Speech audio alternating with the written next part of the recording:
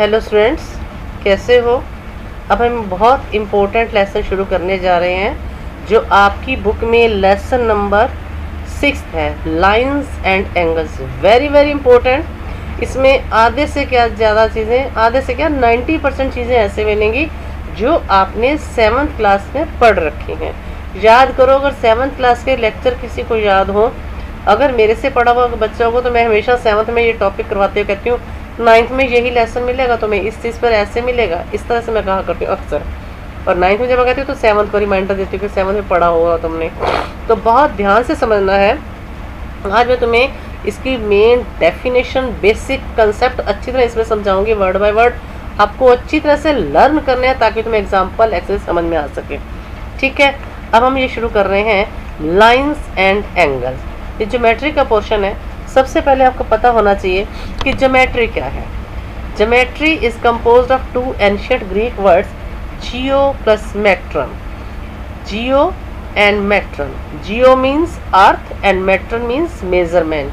मतलब geo means earth, metron means measurement, मतलब earth को मापना। Geometry is a branch of mathematics which deals with shape, size, position, spatial relationship and properties of different figures. क्या कहा गया? Geometry किसकी branch है? Mathematics की। और उसमें क्या हम लेते हैं? शेप, साइज, पोजीशन और उन डिफरेंट फिगर्स के बीच का आपस का रिलेशनशिप। ठीक है, there are different parameter involve to define a shape. The 3 parameters are lines and angles. Main हमारा कैसा है? Lines and angles. We are going to discuss 2 important parameters called lines and angles. अब ये आपने जब आपकी 6th क्लास में geometry शुरू हुई होगी तो आपने लाइंस के बारे में बहुत कुछ पढ़ा होगा। लाइंस के बारे में क्या क्या पढ़ा होगा? लाइन क्या है, लाइन सेगमेंट क्या है, रे क्या है। पहले मैं तुम्हें बता दूं लाइन क्या है।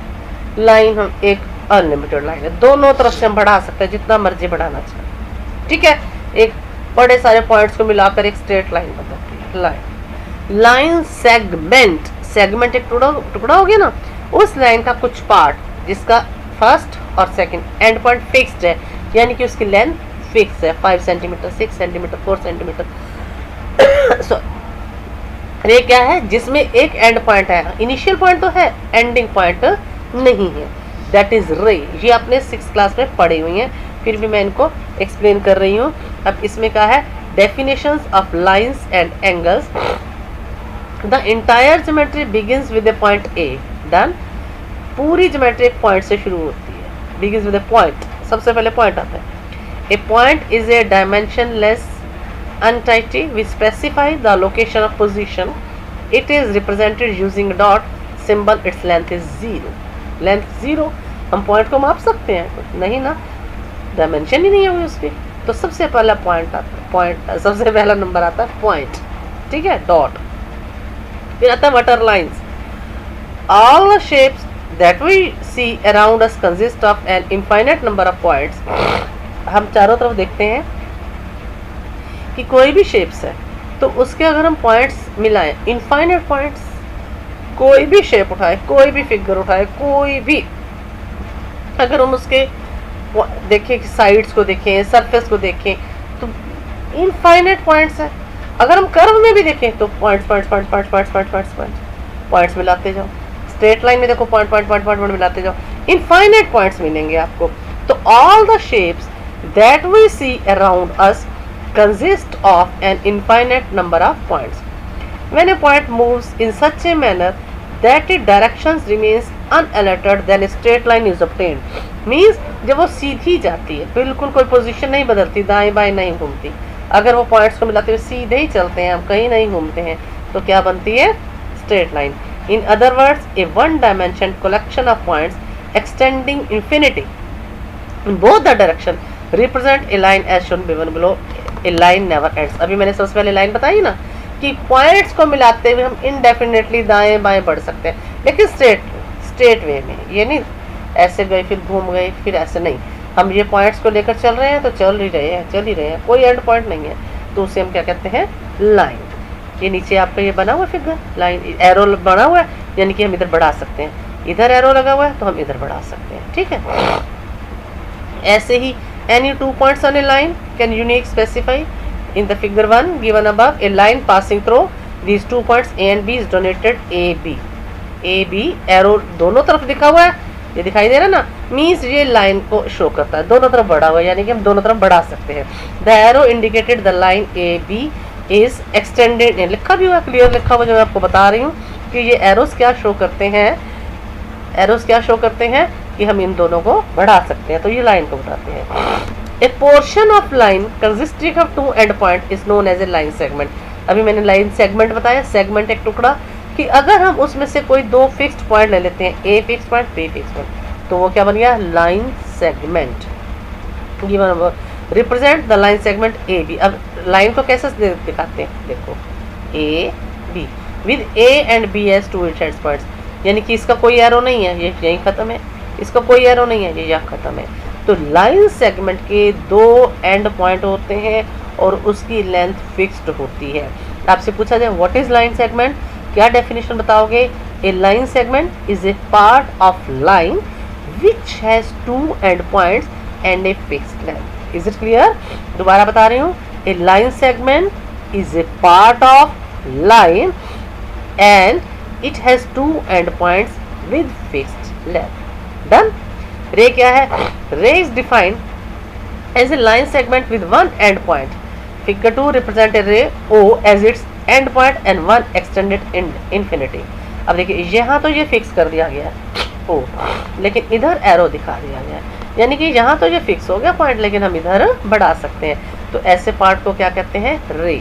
अब देखो लाइन, ये जिसके दोनों तरफ हम बढ़ा सकते हैं, लाइन सेगमेंट जिसको हम दोनों में फिक्स्ड हो गया, नहीं बढ़ा सकते, रे एक तरफ एंड पॉइंट है, एक तरफ इन्फिनिटी हम बढ़ा सकते हैं। तो ये 3 डेफिनेशन आपने करनी है, लाइन, लाइन सेगमेंट, रे।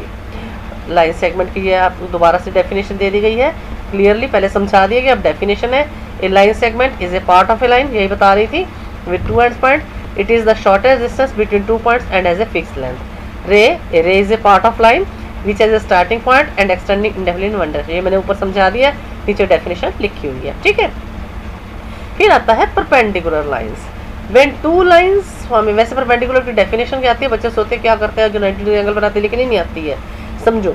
When 2 lines form A right angle with each other, जब 2 लाइंस एक दूसरे के ऊपर 90 डिग्री का एंगल बनाती हैं, by meeting a single end point, एक ही एंड पॉइंट पर मिलती हैं, are called perpendicular lines. In the figure you can see AB and CD are perpendicular to each other। देखिए ये AB लाइन सेगमेंट, CD ये यहाँ मिल रही है, एक ही पॉइंट पर मिल रही है, 90 डिग्री का एंगल बना रहे हैं, these are perpendicular। अब आता है parallel line. 2 lines are said to be parallel when they do not meet at any point in a plane or which do not intersect each other in the figure line PQ और एडस टू parallel. 2 lines parallel कब होती हैं, जब वो आमने सामने चलती हैं, आमने सामने होती हैं और वो प्लेन में कहीं भी एक दूसरे को टच या इंटरसेक्ट नहीं करती। Is it clear? Railway track, railway line को हम पैरेलल लाइंस का एग्जांपल देते हैं ना, कभी वो उन पटरियों को मिलते हुए देखा है, मिलेंगे तो एक्सीडेंट होगा। तो 2 लाइंस आमने सामने चल रही हैं, लेकिन वो आपस में मिलेंगी नहीं, कभी भी नहीं मिल सकती हैं, चाहे हम जितना मर्जी बढ़ा लें, ना वो इंटरसेक्ट करती हैं। That lines are called parallel lines. ये आपने बनाना भी है साथ साथ फिगर और लिखना भी है। ट्रांसवर्सल क्या है? When a line intersect 2 lines eight A distinct point it is called a transversal.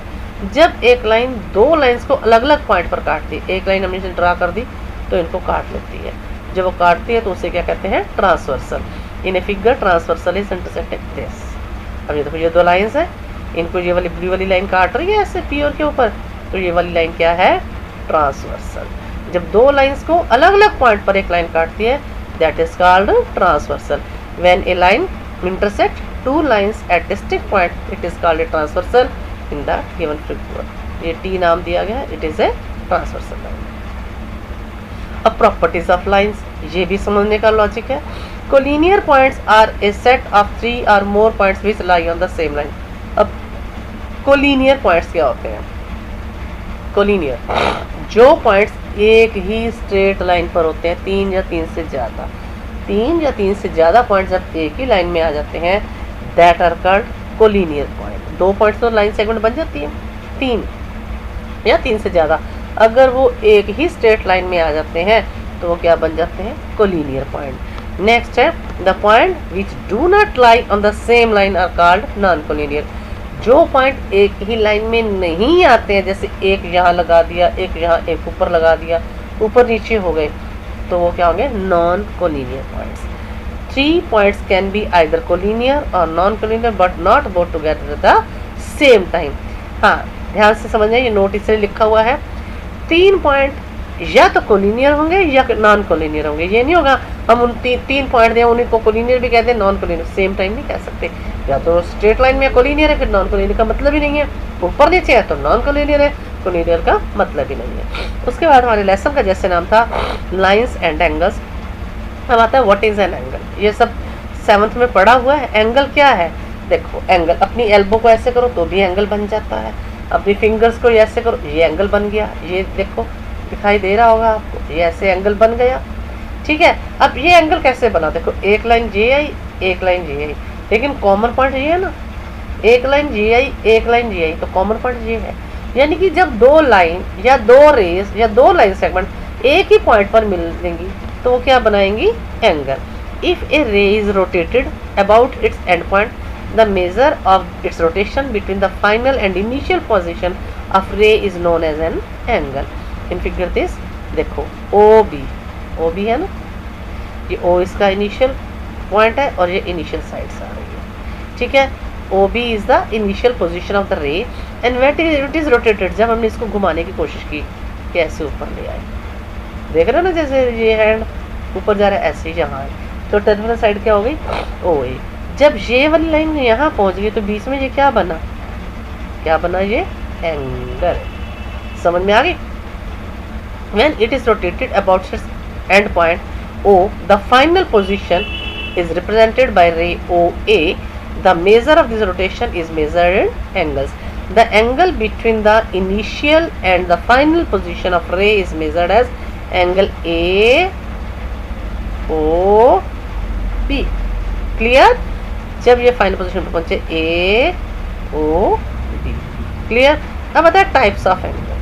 ये सब चीजें आपने पढ़ी हुई हैं। Acute angle, if the inclination between the arms is less than a right angle, अगर ये वाला इस तरह से एंगल 90 डिग्री से छोटा है, 0 और 90 के बीच में लाई करता है, मीन्स 0 और 90 के बीच में, then it is called an acute angle. इसका फिगर भी बनाना है आपको, ये बना हुआ देखिए, ये आर्म है, ये आर्म है, ये वर्टेक्स है, ये एंगल है, 0 और 90 के बीच में, तो ये एक्यूट एंगल है। Then obtuse, if the inclination between the arms is more than a right angle, जब 90 से बड़ा है लेकिन 180 से छोटा होता है, it is called N obtuse angle, ठीक है। Next right angle, if the arms form an angle 90 degrees between them, it is called A right angle. जब 2 आर्म्स 2 रेज मिलकर 90 का बनाती हैं, that is right angle. Straight angle, if the arms form an angle of 180 degree between them, it is called straight angle. देखो अब acute से चलेंगे, ये एंगल था ना, ये एंगल हमने सीखा यहाँ पर, ये OB इसकी पोजीशन घूमी यहाँ तक पहुँच गई, तो क्या बन गया, एक्यूट एंगल। अब देखो इसी पोजीशन को हम थोड़ा, ये देखो इस पोजीशन को यहाँ पर लाए हैं एक्यूट, अब इसी पोजीशन को यहाँ से ये इधर ले आए, ये बढ़ गया इधर, तो बन गया ऑब्ट्यूज। अब इसमें इस पोजीशन से यहाँ पहुँचे ये, तो राइट। अब स्ट्रेट में क्या है, ये देखिए ये O है, अब इसको करते हुए इस तरह से पोजीशन में इसी के बिल्कुल ऑपोजिट पहुँच गए, बिल्कुल ऑपोजिट पहुँच गए, तो स्ट्रेट लाइन बन गई स्ट्रेट लाइन। देखो यहाँ से हमारी ये रे जा रही थी, पहले एंगल बना रहे हैं, इसी रे को उठाकर ये ले जा रहे हैं, इसी के ऑपोजिट एक और रे आ गई, तो बन गई स्ट्रेट लाइन। तो वो क्या बना, 180 degree. If the arms form an angle 180 degree between them, it is called straight angle. Reflex angle, A reflex angle is an angle which is more than 180 degree and less than 360 degree. अब देखिए ये यहाँ से पहले ये 0 degree था, ये start हुआ यहाँ तक आता तो एक्यूट, यहाँ आ गया 90, यहाँ आ गया ऑब्ट्यूज, यहाँ आ गया 180, अब 180 से आगे इधर आ जाएगी, तो ऐसे यहाँ से ये आर्क आ जाएगी, तो ये ऊपर वाला जो बन जाएगा वो रिफ्लेक्स बनेगा। देखिए इसका फिगर, ये देखिए अब ये रे थी घूम कर कहाँ आ गया, ये एक्यूट से इधर आ गया ना, ये सारा क्या बन गया, रिफ्लेक्स। Is it clear? ये रिफ्लेक्स है। रिफ्लेक्स की डेफिनेशन दोबारा, a reflex angle in which is more than 180 but less than 360। ये ध्यान रखना, इससे रिलेटेड एग्जांपल्स में मिलेंगे, क्वेश्चन मिलेंगे। रिफ्लेक्स एंगल क्या होता है, 180 से बड़ा, जैसे ये 180 तो यहाँ तक था, अब ये वाला एंगल भी आ गया 180 से बड़ा और 360 से छोटा। फिर आता है complementary angles. Two angles which sum up to 90 degree are called complementary angle.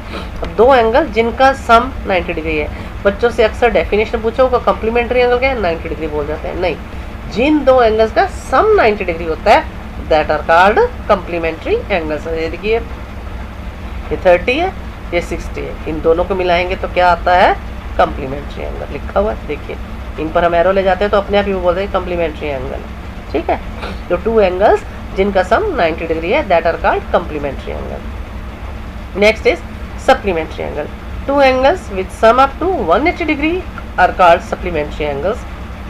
वो दो एंगल जिनका सम 180 होता है। अब 180 स्ट्रेट एंगल अभी हमने पढ़ा, स्ट्रेट एंगल को 180 कहते हैं, सिर्फ 180 को स्ट्रेट एंगल कहते हैं, लेकिन जिन दो का सम 180 आ जाए उन्हें सप्लीमेंट्री कहते हैं। ये 60 सप्लीमेंट्री, 120 सप्लीमेंट्री, आपस में इन दोनों का सम 180 है तो क्या बन गए, सप्लीमेंट्री। ठीक है, फिर आता है एडजेसेंट एंगल। एडजेसेंट एंगल होता है साथ लगते हुए, यानी कि एक कमरे से अगला कमरा, एक क्लास से अगली क्लास, इस तरह से ये होता है adjacent angle. Two angles which have a common side and common vertex are called adjacent angle. In the following figure alpha beta are adjacent. देखिए ये देखिए, ये कॉमन वर्टेक्स है, ये कॉमन आर्म है, लेकिन ये ऑपोजिट आर्म है, इस कॉमन के ऑपोजिट रहती है, तो अल्फा और बीटा को हम एडजेसेंट कहेंगे। आप कहो अल्फा और ये पूरा एंगल, ये नहीं एडजेसेंट है। अल्फा और बीटा इनकी पहचान यही है कि जो तीन रेज दिखाई दे रही हैं आपको, 1 2 एंड 3, अब ये वाली कॉमन है, ये अनकॉमन है। जो अनकॉमन है वो कॉमन के विपरीत साइड, ऑपोजिट साइड होनी चाहिए। ये नहीं कि कॉमन दोनों एक साइड हो जाए फिर ऐसे ऐसे, ऐसा नहीं।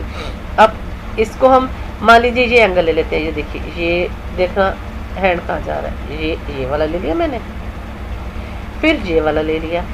अब इसमें कॉमन तो ये हो गई ना, तो ये दोनों एक तरफ होगी, इनको एडजेसेंट नहीं कहेंगे।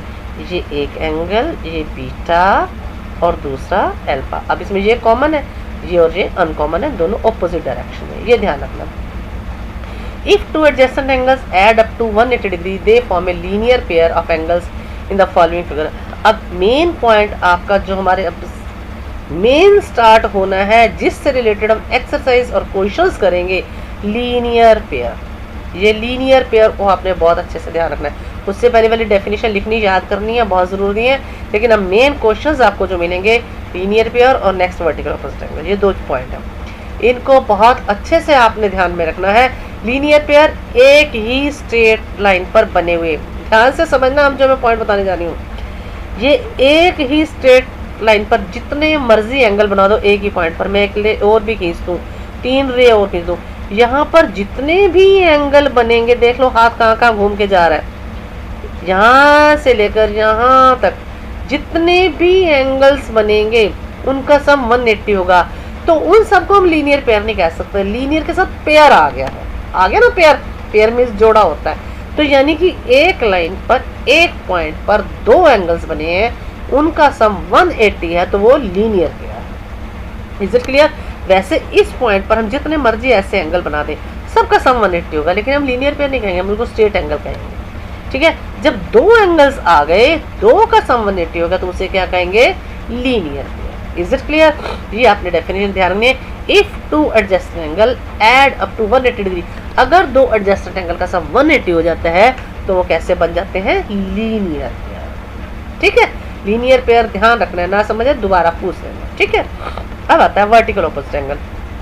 वर्टिकली ऑपोजिट एंगल, ऐसे लाइंस इंटरसेक्ट करती हैं तो ये आमने सामने के एंगल इक्वल होते हैं। इस पर बेस्ड थ्योरम है, आज मैं थ्योरम भी करवा दूंगी आपको, तो आपको ये याद रखना है।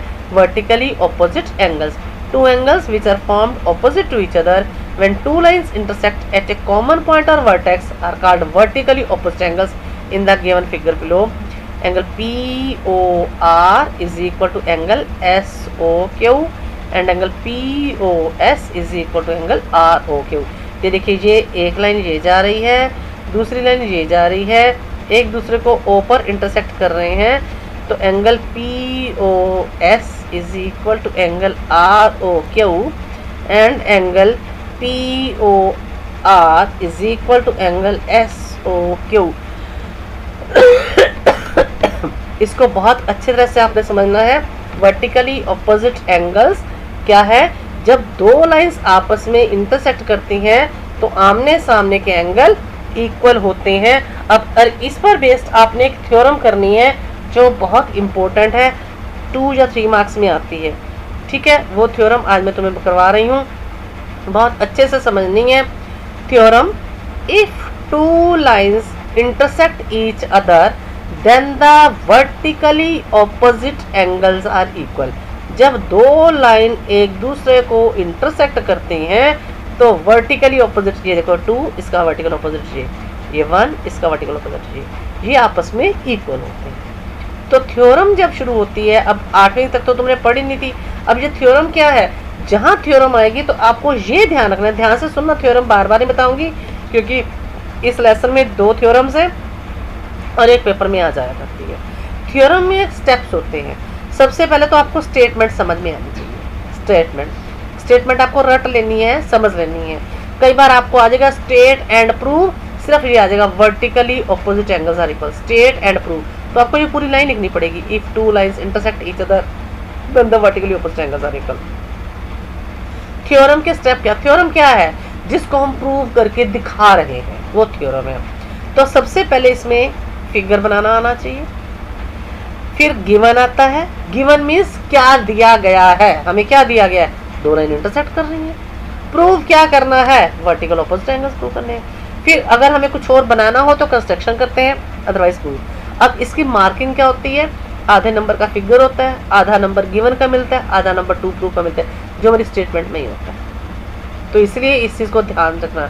ना समझे दोबारा फ़ोन करके पूछ सकती हो. तो सबसे पहले थ्योरम, इसकी statement, if two lines intersect each other, अगर 2 लाइनें एक दूसरे को इंटरसेक्ट करती हैं then the vertically opposite angles are equal. तो वर्टिकली ऑपोजिट एंगल्स इक्वल होते हैं. फिगर बना लिया, ये 2 लाइंस इंटरसेक्ट कर रही है, ए बी और सी डी. तो पहला स्टेप क्या है? Given, 2 lines intersect each other at O. 2 line एक दूसरे को ओ पर इंटरसेक्ट करती हैं. डन, कोई मुश्किल. सेकंड क्या था? टू प्रूव, हमें क्या सिद्ध करके क्या दिखाना है? प्रूव क्या करना है? Angle 1 is equal to angle 3, angle 2 is equal to angle 4. Done. If any problem? No. अब प्रूफ में देखिए, 1 + 2 is equal to 180 degree using linear pair axioms. अब देखिए 1 + 2 है ना, ए बी ये स्ट्रेट लाइन है, इसके ऊपर ये ओ डी रे खड़ी हुई है, तो एंगल 1 + एंगल 2 इनका सम 180 हो गया. इसी तरह से 3 + 2, ये सी डी एक स्ट्रेट लाइन है, ओ ए इसके ऊपर खड़ी हुई है, 3 + 2 इसका सम 180 हो गया कि नहीं हो गया? अब आप सोचो कि हम 3 + 4 भी ले सकते थे, हमने 3 + 2 क्यों लिया? अब हमने जब पहले 1 + 2 लिया तो दूसरा पेयर वो लेंगे कि जिनमें इनमें से कोई एंगल कॉमन आ जाए. 1 + 2 ले लिया, इधर 3 + 2 ले लिया. 1 + 2 ले सकते हैं तो 1 + 4 भी ले सकते थे. ठीक है ना. अब 1 + 2 का सम 180 क्योंकि ये स्ट्रेट लाइन पर बने हैं. इधर 2 + 3 का सम 180 क्योंकि इस स्ट्रेट लाइन पर बने हैं, ग्रीन वाली लाइन पर दिखाई दे रहा है ना, सीडी लाइन पर ये स्ट्रेट लाइन. अब लिखा है 3 + 2 is 180 using linear pair axiom. Comparing equation 1 and 2. अब इनको कंपेयर करते हैं. कंपेयर क्यों कर रहे हैं कंपेयर? क्योंकि देखिए 1 + 2 का सम भी 180 है, 3 + 2 का भी 180 है. जब ये 180 इक्वल हो गया तो आपस में ये इक्वल हो जाएंगे. 1 + 2 3 + 2 हो जाएगा, ये इक्वल है, ये इक्वल है. अब 2 कैंसल, तो क्या आ गया? 1 और 3 इक्वल आ गए. Similarly we can prove 2 is equal to 4. जैसे 1 + 2 180 लिया, इधर हम 1 + 4 ले लेते हैं, फिर कॉमन 1 इक्वल आ गया, 1 कॉमन आ गया, तो 2 + 4 इक्वल. ठीक है. अब आपका क्या काम है?